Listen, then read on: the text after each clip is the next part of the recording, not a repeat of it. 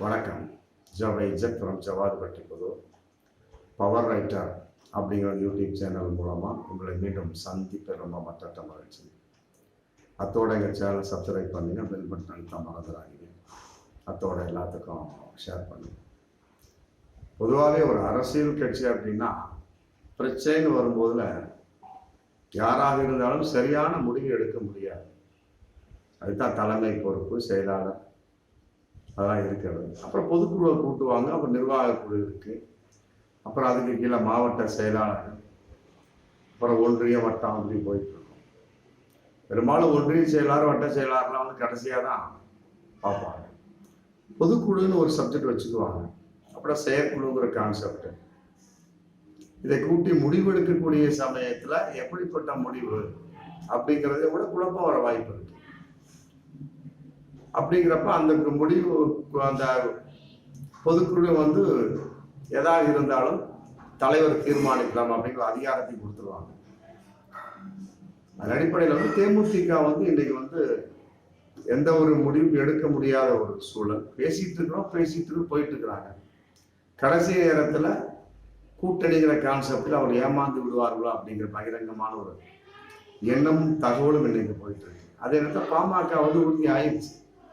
சேலம் சீட்டு வகையில் சேலம் எம்பி தொகுதி கேட்டுட்டாரு, எங்களுக்கு கொடுத்து தான் ஆகணும்னு சொல்லிட்டு ராமதாஸ் சொல்லிட்டாரு. அதற்கு எடப்பாடி ஒப்புக்கொண்டு விட்டார். அங்கே வந்து விக்னேஸ்வர் அப்படிங்கிற வந்து ரெடி பண்ணி வச்சிருந்தார் எடப்பாடி, அதிமுக சார்பாக எம்பி சீட். அவர் வந்து ஓமலூர் எம்எல்ஏ மணியினுடைய சகோதரி பையன் ஓகே கொடுத்து வச்சிருந்தார். இப்போ இந்த சேலம் சீட்டு வந்து எங்களுக்கு தான் வேணும் விட்டா அப்படி நம்ம கூட்டணிக்கு வரமாட்டோம் அப்படின்னா என்ன பண்ண முடியும் போட்டு எடப்பாடி சமாதானப்படுத்தி விக்னேஷையும் மணியை கூப்பிட்டு சமாதானம் பண்ணி விட்டு கொடுத்துருங்கப்பா, நம்ம வந்து கூட்டணி பெருசா வர்றோம் அப்படிங்கிற கான்செப்ட். எப்படியே இருந்தாலும் சரி நம்ம கட்சியை நிலைநிறுத்தணும், அதான் மெயின் அப்படிங்கிற கான்செப்ட்ல விட்டு கொடுத்துருப்பா அப்படின்னு. அதன் அடிப்படையில் வந்து சேலம் தொகுதி வகையில் பாமக வந்து அதிமுகவோட அது உறுதியாயிடுச்சு. 100% கன்ஃபார்ம் ஆயிடுச்சு, மாற்று கருத்து இல்லை. எடப்பாடி சேலத்தில் ஒத்துக்கிட்டாருன்னா முடிஞ்சு போச்சு. அப்புறம் பாமக கூட்டணிக்கு வர வேண்டிய அதை அறிவிக்க வேண்டியதான் பாக்கி. ஆமா, இது இல்லாம வந்து தமாக வந்து ரொம்ப தனிகடத்துவமா இன்னைக்கு இருந்துகிட்டு இருக்கு. அவர் ஸ்டெடியா எடுத்துட்டாரு. பாஜகவோடு தான் தனிப்பட்ட அவர் தலைவர் அப்படிங்கிற கட்சியோட தலைவர் கான்செப்ட்ல. பட் பொதுக்குழு எதுக்காக கூட்டணும் அப்படிங்கிற கேள்வி இல்லையா? அது எல்லாருமே சொல்லியிருக்கிறாங்க. அதிமுகவோட நம்ம கூட்டணி செய்யறோம்னா அதிமுகவோட கூட்டணி செய்யறோம், பாஜகவோடு வேண்டாம் அப்படின்னு. ஆமா, உடனே இவர் தனிப்பட்ட முறையில் ஒரு முடிவை எடுத்து ஃபர்ஸ்ட் அதே மாதிரி தான் முடிவு எடுத்த ஏகப்பட்டவர் பிச்சுட்டு போனாங்க. இன்னைக்கு அதே மாதிரி பல விதமா பிச்சுட்டு போயிட்டு இருக்காங்க தமாக கான்செப்ட். அதுல வந்து குறிப்பிட்டு யுவராஜா அப்படிங்கிறவர் வந்து இளைஞரணி செயலாளர் வந்து அறிவிச்சா கொஞ்ச நேரத்தே சேலத்துல வந்து எடப்பாடி போய் பார்த்துருக்காங்க.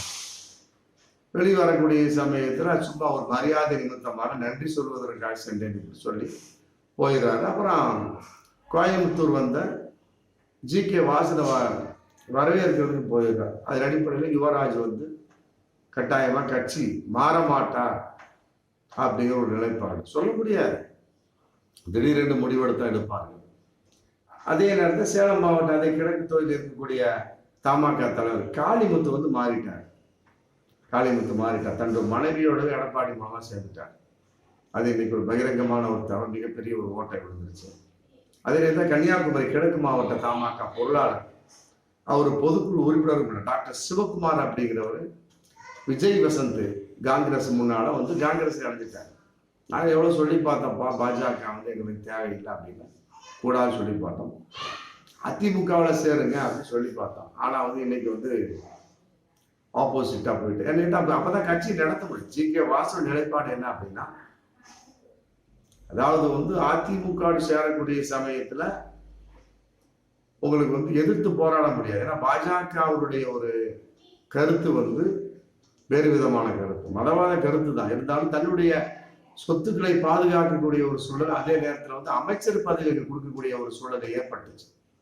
ராஜ்யசபா சீட்டு கேட்டிருக்காரு, தரப்படலாம் அப்படின்னு சொல்லியிருக்கிறாரு. பாஜக சொல்லியிருக்கிறாங்க. இருந்தாலும் வந்து அமைச்சர் சீட்டு பாஜக ஜெயிச்சுட்டாங்கன்னா அடுத்த நிமிஷமே ஜி.கே. வாசன் வந்து அமைச்சர் பொறுப்பு. ஜெயிச்சு இல்லைன்னா கூட ராஜ்யசபா சீட்டு மூலமா அமைச்சர் பொறுப்பு கொண்டு போயிடுவாங்க. அந்த ஒரு விஷயத்துல ஒரு நிலைப்பாடு வந்து அவர் இருந்துட்டு இருக்கிறார். அப்ப வந்து எல்லாமே எதிர்ப்பா போனதுனால அங்க இருக்கக்கூடிய வந்து கூடாரம் இன்னைக்கு காலி ஆகிட்டு இருக்கு. யுவராஜ் என்னன்னு தெரியல, சந்தேகத்தின் வெளிப்பாடு. ஒரு ஜி.கே. வாசன் சந்திச்சார் அப்படிங்கலாம் சொல்லிவிட முடியும். அப்படிதான் விஜய் தானே சொல்லிட்டு 2 வாரமா நான் கோர்ட் சம்பந்தமா கேஸ் சம்பந்தமா உட்கார்ந்துட்டு இருக்கேன் அப்படின்ட்டு தான் டெல்லியில பார்த்தா வந்து பாஜக இணைந்து விட்டார். அதே போல ஒரு யுவராஜா அப்படிங்கிறவர் தமாகவுல ஒரு சந்தேகத்தின் வெளிப்பாடா இருந்துட்டு இருக்கார். உடனே நன்றி சொல்லக்கூடிய விஷயமாக அதிமுக எடப்பாடியை சந்திக்க வேண்டும் அப்படிங்கிற ஒரு சந்தேக மனப்பான்மை இதுல வருது இல்லையா? அப்ப ஒருவேளை வந்து எடப்பாடியோட தூண்டுதல் வெளிப்பாடாதான் வந்து ஜி.கே. வாசன் வந்து பாஜக அவர் சேர்ந்தாரோ. நன்றி சொல்லக்கூடிய அளவுக்கு யுவராஜ் வந்து எடப்பாடிகள் ஏன் செல்ல வேண்டும் அப்படிங்கிற கேள்வி இருக்குல்ல. அப்ப மறைமுகமான ஆதரவு அதிமுக பாஜக இருக்குதா அப்படிங்கிற ஒரு பேச்சுவார்த்தை இருக்கு அப்படின்னு கேள்வி இருக்குல்ல. பேச்சுவார்த்தை இருக்கும், ஆனா உறவு ஆதரவு இருக்கா அப்படிங்கிற விஷயம் இதுல போயிட்டு இருக்கு. யுவராஜ் வந்து அதிமுக சேர்ந்திருந்தாருன்னா இது இல்லை. எடப்பாடியை பார்த்துட்டு திரும்பவும் தன்னுடைய தலைவரான ஜி.கே. வாசனை வரவேற்று போகக்கூடிய சமயத்துல நான் இப்ப தமாகவில் இருக்கிறேன் அப்படின்னா அப்படி எதுக்கு எடப்பாடி வீட்டுக்கு போனோம் அப்படிங்கிற கேள்வி இருக்கு இல்லையா? ஆமா, அதன் அடிப்படையில வந்து ரொம்ப சந்தேகமான ஒரு விஷயம் தான். ஒண்ணு யுவராஜ் வந்து கட்சி மாறணும், இல்ல தமாகவில் இருக்கணும். எடப்பாடியை பார்த்து என்ன காரணம் அப்படின்னா பாஜகவுக்கும் அதிமுகவும் கள்ள உறவு இருக்கணும் அப்படிங்கிற சந்தேகம் தான் இதுல வரும். மீண்டும் வந்து அந்த எடப்பாடி வந்து அதிமுக சிறுபான்மை மகள் சந்தேகத்தின் வெளிப்பாடா மீண்டும் வந்துகிட்டே இருக்கிறாங்க. அது சம்பந்தமா பல சம்பவம் நடக்குதா இல்லையா? ஆமா, அதன் அடிப்படையில ஜி.கே. வாசன் வந்து பாஜகவில் சேர்ந்துட்டாரு. இப்போ வந்து 10 சீட்டு கேட்க போறாங்களாம். 10 சீட்டு கேட்க போறாங்க. இப்படி தர வாய்ப்பு கிடையாது. எக்ஸ்ட்ரா சீட் அதிகமா இருக்கக்கூடிய சமயத்தை கொடுக்க வாய்ப்பு இருக்கு. பாமகவும் தேமுதிகவும் அதிமுக சேர்ந்துட்டா இங்க நிக்கிறதுக்கு ஆள் கிடையாது. எங்க பாஜக கூட்டணியில அப்ப கட்டாயம் 10 சீட்டு கேட்டாலும் வாய்ப்பு இருக்கு. இந்த ராஜ்யசபா சீட்டு கொடுத்தாலும் சந்தேகம். ஆனா வந்தா அமைச்சர் பதவி கன்ஃபார்ம். அதன் அடிப்படையில இன்னைக்கு வந்து 10 சீட்டு கேட்கிறாரு. அதே நேரத்தில் இன்னொன்னு கன்ஃபார்ம் ஆயிட்டு வர தகவல் போயிட்டு சேலத்துல ஜி.கே. வாசன் போட்டியிடுகிறார். ஒருவேளை இந்த தகவலை சொல்வதற்காக எடப்பாடி நோக்கி போனாரா அப்படிங்கிற யுவராஜா அப்படிங்கிற சந்தேகம் இதுல வருது. எப்படி இருந்தாலுமே சரி, பாஜகவினோட நிலைப்பாடு ஒரு விதமா இருந்தாலுமே கூட தமாகவின் நிலைப்பாட்டை அவருக்கு சொல்லி அவ்வப்பொழுது கிரிக்கெட் கமாண்டி மாதிரி சொல்லக்கூடிய அளவுக்கு என்ன வெளிப்பாடு அப்படிங்கிற சந்தேகம் உணர்வு வருதா இல்லையா? அப்ப யுவராஜா அப்படிங்கிற கான்செப்ட் பாஜகவிற்கும் எடப்பாடிக்கு உள்ள உறவின் தொடர்பின் வெளிப்பாடா அல்லது தமாகவின் வெளிப்பாட்டை வந்து எடப்பாடிக்கு சொல்லிட்டு வந்துட்டு இருக்காரா அப்படிங்கிற விஷயம் இருக்கு. எப்படியோ என் சேலத்துல வந்து ஜி.கே. வாசன் தமாக போட்டியிடுவது உறுதியாகி விட்டதாக ஒரு தகவல் இன்னைக்கு போயிட்டு இருக்கு. ஆமா, இதெல்லாம் வந்து கட்சியின் நிலைப்பாடுகள். இதுக்கிடையில் இன்னொரு தகவலும் போயிட்டு இருக்கு. அதாவது வந்து முன்னாள் அமைச்சர் கோகுலேந்திரா, ராஜேந்திர பாலாஜி எல்லாம் வந்து பாஜகவில் சேர போகிறார்கள் அப்படிங்கிற ஒரு தகவல் இருக்கு. அதெல்லாம் வந்து கட்டாயமா வந்து ஏற்றுக்கொள்ள முடியாத ஒரு சூழல் அப்படிங்கிறதான் பாருங்க. ஏன்னா இதெல்லாம் வந்து பாஜக ஐடி விங்கினுடைய ஒரு அவதூறான பரப்பு பிரச்சாரமாகத்தான் பார்க்கக்கூடிய சூழல். அதுலயும் வந்து கோகுலேந்திரா வந்து கன்ஃபார்மா சொல்லியிருக்கிறாரு, நாங்களாம் போகவே மாட்டோம் அப்படின்ட்டாங்க. அதே ராஜேந்திர பாலாஜி சொல்லியிருக்காரு. இப்படி ஒரு சூழல் போயிட்டு இருக்க சமயத்துல மற்றபடி என்ன பண்ண முடியும்? இதெல்லாம் வந்து கட்சியுடைய நிலைப்பாடு. வரக்கூடிய 2024 நாடாளுமன்ற தேர்தலில் எப்படிப்பட்ட கூட்டணி இன்னும் அமைய போகிறது?